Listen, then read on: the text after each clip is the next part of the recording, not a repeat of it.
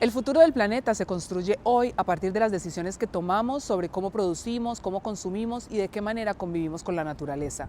La innovación puede ser una poderosa aliada de la sostenibilidad, desde los productos rurales que protegen el agua y la biodiversidad mientras hacen más eficiente su actividad económica, hasta científicos y emprendedores que hacen frente a los desafíos del cambio climático. Hoy viajaremos desde los tambos lecheros de Uruguay, donde la conservación del monte nativo y la economía circular ofrecen nuevas respuestas para el campo, hasta Honduras, cuna de algunas de las evidencias más antiguas del uso del cacao en el mundo. Allí el rescate de una especie criolla milenaria busca preservar un patrimonio biológico y cultural único. Bienvenidos a Eco Latinoamérica. Conectando el pasado de América con el futuro del chocolate, el cacao milenario de Honduras. En Suiza, científicos y emprendedores buscan reinventar el futuro del chocolate aplicando métodos disruptivos. Productores lecheros de Uruguay apuestan por la innovación para proteger el agua, el monte nativo y mejorar su producción. El cacao es mucho más que el ingrediente principal del chocolate. Hace más de 3000 años ya era utilizado por las antiguas civilizaciones de Mesoamérica como moneda, alimento ceremonial y símbolo de poder. Hoy, sin embargo, el cacao enfrenta importantes amenazas. El cambio climático y las enfermedades de los cultivos están afectando la producción mundial y poniendo en riesgo el futuro de este cultivo, y con él, el del chocolate. Según hallazgos arqueológicos, algunas de las evidencias más antiguas del consumo del cacao en el mundo fueron encontradas en Honduras. Allí en la montaña de Comayagua, un emprendedor decidió rescatar una de las variedades más raras y apreciadas del mundo, el cacao criollo, conocido por sus excepcionales aromas y sabores. El modelo combina innovación y comercio justo, busca proteger un patrimonio genético milenario y demostrar que la biodiversidad también puede convertirse en una oportunidad de conservación y desarrollo para las comunidades rurales. El cacao ya era un tesoro para las civilizaciones de Mesoamérica mucho antes de convertirse en chocolate. Sus semillas fueron utilizadas como moneda, alimento ceremonial y símbolo de riqueza. 3000 años después, en las montañas de Comayagua, este investigador y emprendedor rescata una de las variedades más valiosas y escasas, el cacao criollo. A través de su proyecto, combina historia, sostenibilidad e innovación para proteger una semilla considerada patrimonio de la región. Empecé a indagar por qué mi cacao era tan diferente y por qué se producía en una zona en donde no debería de existir, según el manual. Me encontré con con un artículo de la revista National Geographic y en otras revistas científicas en donde la doctora Rosemary Joyce, en aquel momento, con un grupo de científicos, descubren en Honduras la muestra de chocolate más antigua del mundo hasta esa época, de más de 3000 años. Y la coincidencia es que mi cacao, el cacao que estaba en la montaña, es de esas variedades que se usaron en el pasado para hacer chocolate por primera vez en la historia. Entonces, por esa razón, yo considero que esto es un tesoro porque de paso conservamos el primer cacao domesticado posiblemente en el mundo. En su finca de rescate de cacao criollo trabajan 103 empleados permanentes. Efren impulsa además alianzas de compra directa y capacitación gratuita para que 15 familias de agricultores de zonas tradicionalmente cafetaleras incorporen la variedad criolla como una alternativa económica sostenible. Bueno, de cacao hace un tiempo que no se hablaba nada, ¿no? Entonces, al entrar Efren a formar parte de a hacer la chocolatería, también inventamos mejorar la producción de cacao y podemos decir que todavía estamos comenzando, pues no son parcelas de bastante tiempo. Uno de los mayores desafíos para los productores es que las aves consumen los frutos más maduros. Mientras muchos lo consideran una pérdida, Efren decidió investigarlo. Su hipótesis: los pájaros seleccionan naturalmente los cacaos con mejores características aromáticas. A partir de esta observación, desarrolla chocolates con perfiles de sabor únicos, demostrando que la conservación de la biodiversidad también puede convertirse en una oportunidad de innovación. Buscamos una forma de frenar esto. Hicimos algunos proyectos pilotos con productores y les ofrecimos dinero extra por recolectar las frutas perforadas y no matar los pájaros, para nosotros poder verificar cómo podríamos hacer chocolate con estas frutas ya perforadas y fermentadas previamente por un pájaro. Ahora tenemos una línea de chocolate llamada chocolate de pájaros, que nos permite detener la aniquilación de los pájaros y que al contrario se vuelvan aliados porque le dan al productor una extra, pudiendo vender esos cacaos a un precio diferenciado. Cada barra es elaborada con cacao criollo fino de aroma, ingredientes naturales y sin lácteos ni preservantes. El emprendimiento ofrece más de 25 sabores y apuesta por una semilla que, frente al cacao forastero, usado masivamente por la industria, destaca por su riqueza aromática y sus propiedades nutricionales. Efren comparte sus conocimientos con turistas y visitantes interesados en conocer el proceso completo, desde el árbol hasta la barra de chocolate. Efren explica que una parte del chocolate artesanal no es realmente artesanal, pero si tienes la oportunidad de comprar el chocolate de comercio justo en lugar de uno de fabricación industrial, ya es una buena oportunidad, porque muchas veces la industria no publica la cantidad total de cacao que tiene en realidad el chocolate.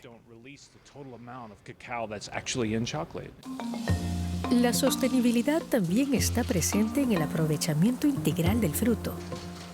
Pulpa, cáscara y otros subproductos son transformados en vinagres, marinadores, aceites balsámicos, mascarillas para la piel e incluso pequeños cofres, reduciendo desperdicios y generando nuevas fuentes de ingreso.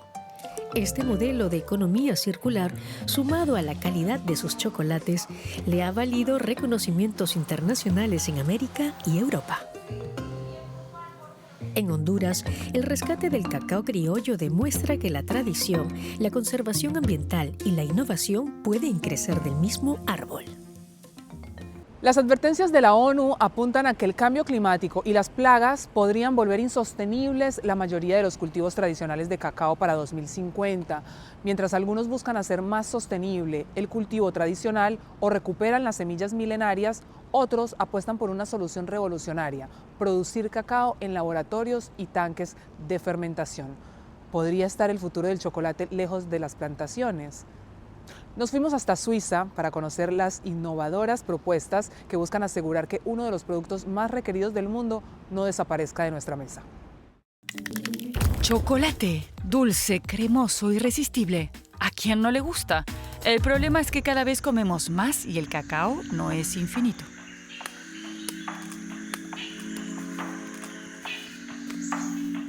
El chocolate está en peligro porque su cultivo no es sostenible ni para las personas ni para el planeta. La planta de cacao es un recurso limitado y cada vez más amenazado. Millones de pequeños agricultores ganan muy poco y del fruto del cacao se usa solo una pequeña parte. Estos emprendedores afincados en Suiza tienen una visión común: salvar el chocolate. Más adelante veremos cómo se puede aprovechar mejor cada fruto, pero primero queremos ver cómo se cultiva el chocolate en tanques. Así es, en la empresa Food Brewer, el cacao no se obtiene de granos, sino que se cultiva en un depósito que contiene agua, azúcar, nutrientes y una cultura de células de cacao para que se multiplique. Pero ¿cómo funciona exactamente? Básicamente aislamos tejidos y les damos el mejor entorno nutritivo para que crezcan. Son células vegetales que, al darse las condiciones óptimas, se multiplican. Esa es nuestra especialidad: proporcionar el entorno ideal para que se multipliquen.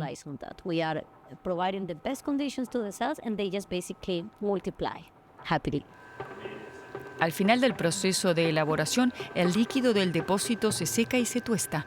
Así se obtiene cacao en polvo.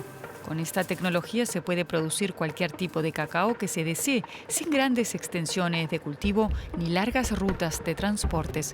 Según Christian Schaub, el sabor de este chocolate no se distingue del tradicional.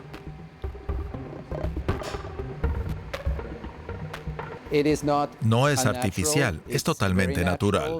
El cacao que obtenemos de este proceso es real, de células reales. Es delicioso. Aparte, no contiene contaminantes ni metales pesados. Es puro y, en mi opinión, mejor incluso que el proveniente de cultivos convencionales. Queremos saber qué les parece a los consumidores este producto. Aquí en Suiza se consume una media de 9 kilos de chocolate por persona al año. Los suizos son muy aficionados a este dulce. ¿Comprarían chocolate cultivado en bioreactor? Para mí es importante que sepa bien y sea asequible. Yo no lo compraría. Me parece genial, seguro que es más sostenible. Pero la materia prima, las semillas de cacao, no proceden de Suiza, sino, por ejemplo, de África Occidental. Aquí se cultiva el 70% del cacao mundial. El cambio climático está reduciendo las cosechas y muchos productores están abandonando su cultivo debido a la escasa remuneración. Aquí entra en juego otra empresa suiza. Podemos incentivar a los agricultores para que sigan cultivando cacao. Tenemos que intervenir la cadena de suministro y transformarla. Los pequeños productores no pueden seguir produciendo como hasta ahora. Aprovechar mejor el fruto lo hace más sostenible, como Coa. Esta empresa produce jugos y copos del fruto del cacao. Su materia prima solía ser desechada. Las cáscaras y la pulpa de cacao se la compran a agricultores en Ghana.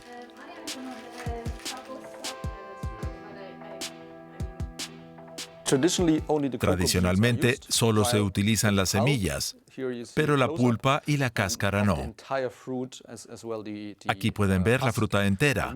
Contiene unas 30 habas. Son solo el 25% del fruto. El resto no se aprovecha. En Food Brewer están convencidos de que el futuro del chocolate está en los bioreactores. Quieren producir 50.000 veces más cacao en la misma superficie que se cultiva actualmente a menor costo, pero su producto es experimental y aún no está aprobado. Nuestro producto ya es muy bueno. Solo necesitamos que esté disponible y producirlo a gran escala. Pero si lo que queremos es un chocolate auténtico con todo su sabor, sigue habiendo buenos argumentos para seguir utilizando cacao en grano, pero de forma sostenible. ¿Podrán estos emprendimientos garantizar chocolate asequible y sustentable para todos? ¿Y el chocolate de tanque sigue siendo chocolate? Estas preguntas quedan de momento sin responder. En Uruguay, cada vez más productores rurales demuestran que producir y conservar pueden ir de la mano. En el departamento de Florida se está transformando la forma de trabajar en los tambos con iniciativas que protegen el monte nativo, mejoran el acceso al agua y aprovechan los residuos para generar energía. De la mano de la organización INDRA, productores y técnicos impulsan soluciones concretas frente al cambio climático y la contaminación de las cuencas. Los visitamos y conversamos con ellos. Fernando Hernández, cuarta generación de productor lechero del departamento de Florida, tiene 25 hectáreas de monte nativo en su campo. Su relación con el monte es de toda la vida. Este año recibió un aporte económico para mejorar su sistema de bebederos con el fin de evitar que el ganado ingrese al monte en busca de agua. De esto por ahora tengo este solo y después toman en pileta y los otros animales. La idea es llevar a las chacras, llevar a las parcelas, como está hecho el proyecto, por lo menos van a todas las parcelas donde van las vacas, o sea que me parece que son 5 o 6 bebederos, sí, por ahora. Sí. Y después más allá también va más allá el agua. O sea que en el proyecto ves a dónde van a estar los bebederos. Toman entre 60 y 70 litros, dicen, no sé. Depende del calor o de lo que coman a veces también. Y como te decía, si no toman agua te merman la leche. Te dan menos leche. ¿Ustedes tienen pluviómetro acá? ¿Vos has hecho el promedio estos veranos? ¿Cómo fue? Noviembre, diciembre, enero. No he hecho el promedio, pero ha sido muy poco. ¿Cuánto es poco? Aller Donadio es ingeniero agrónomo y presidente de la ONG Indra, que trabaja en el desarrollo territorial rural a partir de las cuencas, donde el agua es un factor clave. Junto a productores rurales, gobiernos departamentales y empresas privadas aliadas, impulsa proyectos que vinculan el cambio climático, la conservación del monte nativo, la gestión de cuencas y el acceso al agua potable. Una mirada integral orientada a fortalecer el desarrollo sostenible en Uruguay. La dinámica de Indra es conversar con los productores y junto con el gobierno departamental entender cuál es la mejor forma de hacer un uso eficiente de los recursos, ya sea para alambrar un bosque, comprar equipamiento o armar un plan de gestión. Qué coronilla, sí. Y ese va a pelear porque tiene espina. ¿Y este qué es, Hernández, este árbol marcado acá? Esto se marcaba porque como era la pasada acá, que se me pasaban los animales acá. Ajá. Entonces, el conservar el monte es conservar agua. El monte en sí mismo es cosecha de agua. Justamente estamos viendo con otros productores de cómo medir científicamente que cuando hay árboles el agua cae más lenta al suelo, por lo tanto se retiene más, infiltra. Que un suelo donde no hay árboles, cae directamente la lluvia, en un suelo que normalmente está más apretado porque no tiene raíces y más compactado por la pisada de la ganadería, y el agua escurre por superficie y no se infiltra, no se conserva, no se almacena. Entonces es clave para la cuenca del Santa Lucía almacenar agua, cosechada a través de los árboles, como forma de decirlo más práctico. El cercado del monte es clave para recuperar la biodiversidad, ya que evita el impacto del ganado en las aguas subterráneas y al mismo tiempo contribuye a mejorar la producción.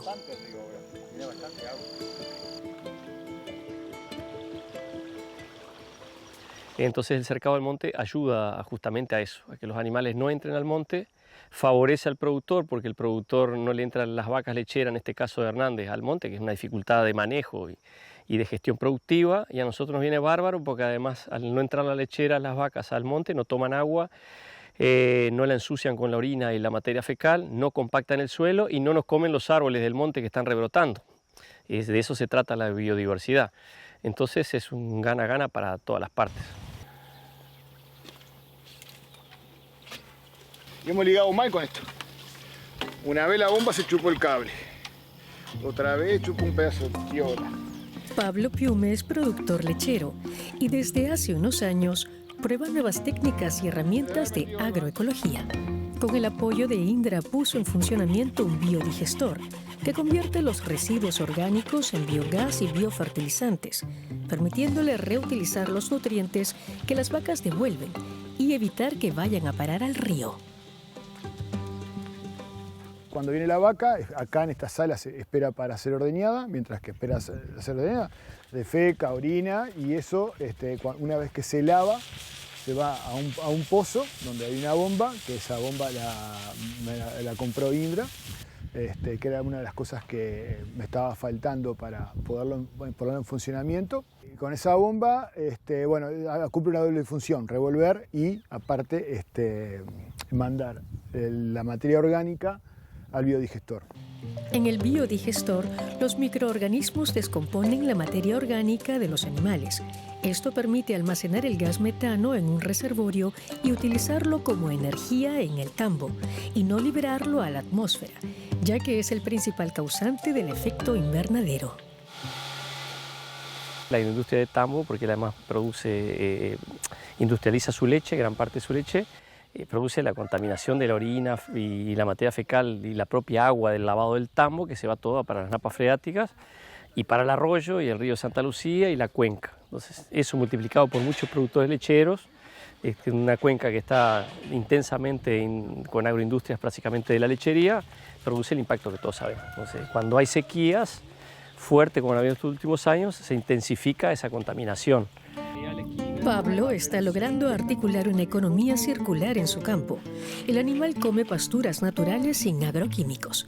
La materia que genera en la sala de espera del tambo se utiliza tanto para la producción de biogás como para producir fertilizante natural.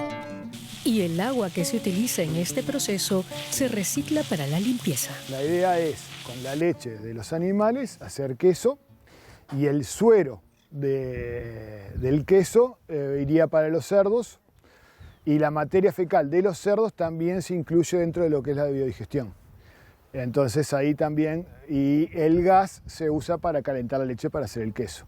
Entonces ahí es donde te cierra todo, porque vos tenés el pasto, los nutrientes del pasto vuelven al pasto, y lo único que extraes del campo es el queso, es la proteína y algo de la grasa, pero el resto no sale nunca del predio, siempre está recirculando. El trabajo de esta organización sobre terreno busca concientizar y cambiar los modelos de producción, apostando a la conservación y el bienestar social para evitar seguir un modelo contaminante.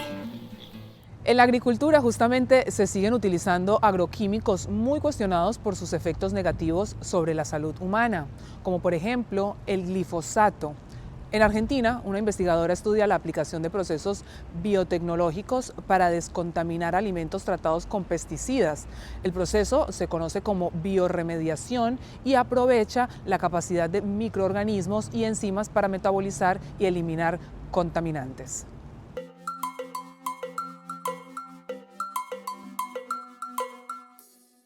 Soy Lorena Rojas, soy investigadora de CONICET en la Universidad Nacional de Quilmes y soy directora de la licenciatura en biotecnología de esta universidad. Actualmente estoy dirigiendo el proyecto que produce enzimas microbianas para la biorremediación de sistemas contaminados con pesticidas. Con este proyecto, Lorena y su equipo buscan solucionar los efectos negativos sobre la salud humana de una extendida práctica agrícola, el uso de agroquímicos. Algunos de ellos, como el glifosato, catalogado por la ONU como probablemente cancerígeno. Los pesticidas son ampliamente utilizados en nuestro país. Argentina es el 10º país agrícola a nivel mundial. Entonces, el uso de este tipo de compuestos es cotidiano. Lo que estamos consumiendo permanentemente son restos de estos insumos.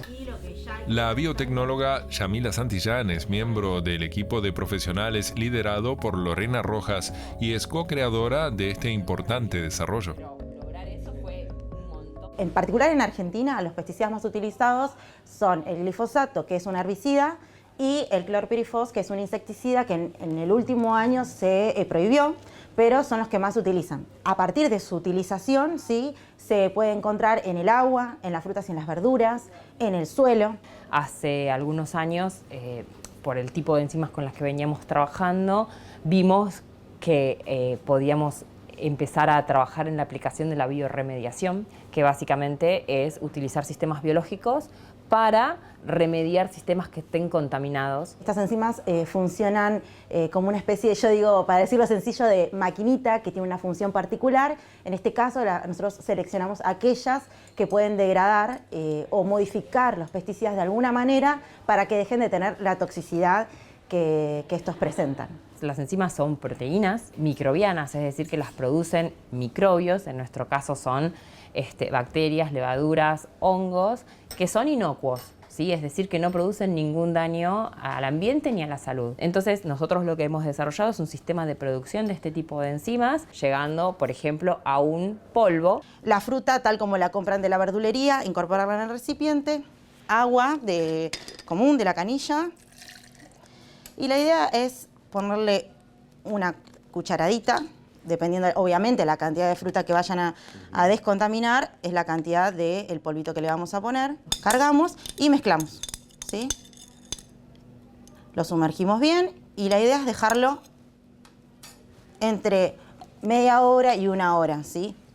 Y luego de ese tiempo deberíamos ver el cambio de color. La manzana que tiene el aditivo, Glyphosate Addi, y un recipiente con la manzana sin el aditivo.